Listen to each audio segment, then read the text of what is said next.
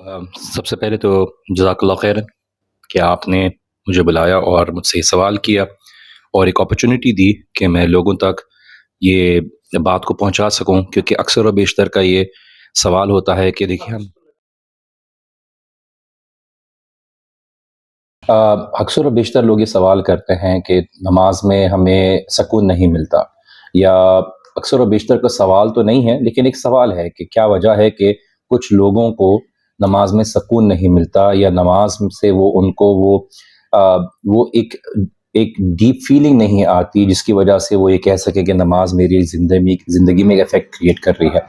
دیکھیے اس کا تعلق آپ کی ڈیلی روٹین سے بہت ہے۔ جب اللہ سبحانہ تعالیٰ نے کہہ دیا کہ اللہ بذکر اللہ تطمئن القلوب، کہ اللہ کی یاد سے، اللہ کی ذکر سے انسان کے دل کو سکون ملتا ہے، حقیقی سکون ملتا ہے، تو ہو سکتا ہے کہ ہماری اپنی ایسی کوتاہیاں ہوں۔ دیکھیے اللہ سبحانہ تعالیٰ نے نماز قائم کرنے کی بات کی ہے، نماز ادا کرنے کی خالی بات نہیں کی، اور ہماری ڈیلی روٹین جب تک اس پرائیورٹی کے بیس نہیں ہوگی کہ دیکھیے جب میں نماز پڑھتا ہوں تو میں نماز کو سمجھ کے پڑھوں، نماز میں وہ دعائیں کروں جو مجھے اللہ سبحانہ و تعالیٰ کے قریب کر دے، میں نماز سے باہر یہ کوشش کروں کہ دیکھیے میں ان برائیوں سے روکوں تاکہ میں ایسی نماز کے دوران جب کھڑا ہوں تو میرے دماغ میں یا دل میں وہ خیالات نہ آئیں جو مجھے اس سے دور کریں۔ اور اسی لیے آپ کو کہا گیا ہے کہ دیکھیے نماز آپ کو روکتی ہے تنہا عن الفحشاء والمنکر، کہ آپ کو بے حیائی اور برے کاموں سے، فحشاء والمنکر کھلے عام برائی کرنے سے اور چھپ کر برائی کرنے سے روکتی ہے۔ تو جب آپ یہ دو کام سے اپنے آپ کو روکنے لگتے ہیں تو ایونچولی آپ کو نماز کے اندر اس کا میننگ نظر آنے لگتا ہے۔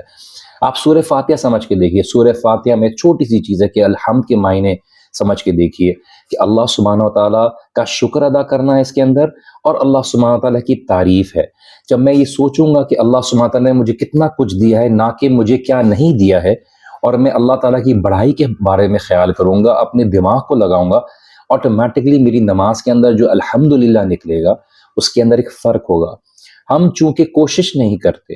نماز کے مطلب کو سمجھنے کے لیے، نماز کی روح کی کوشش اور سٹرگل نہیں کرتے، ایونچولی یہی ہوتا ہے کہ ہماری نماز میں وہ اثر نہیں آتا جس سے ہم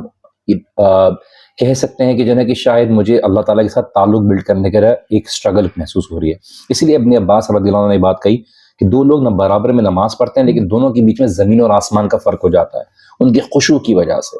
ان کی اللہ سبحانہ تعالیٰ کے تعلق کی وجہ سے۔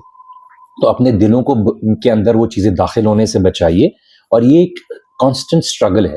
اور نماز کو سمجھنے کی کوشش کیجیے۔ نماز میں وہ دعائیں، وہ اذکار، وہ تسبیحات جو رسول اللہ صلی اللہ علیہ وسلم ثابت ہیں اس کو شامل کرنے کی کوشش کیجیے۔ یہ کوئی سنیپ آف دا فنگر کوئی سولوشن نہیں ہے، اس کے لیے آپ نے کوشش کرنی ہوگی۔ جب آپ کوشش کریں گے، قرآن کے ساتھ تعلق بلڈ کریں گے، آپ آٹومیٹکلی دیکھیں گے نماز کے لیے آپ کا دل چاہے گا، آپ نماز کے لیے تیاری کریں گے، اور آپ کی نماز میں بھی ایک امپرومنٹ آئے گی۔ ایاک نعبد و ایاک نستعین کے اوپر غور و فکر کیجیے،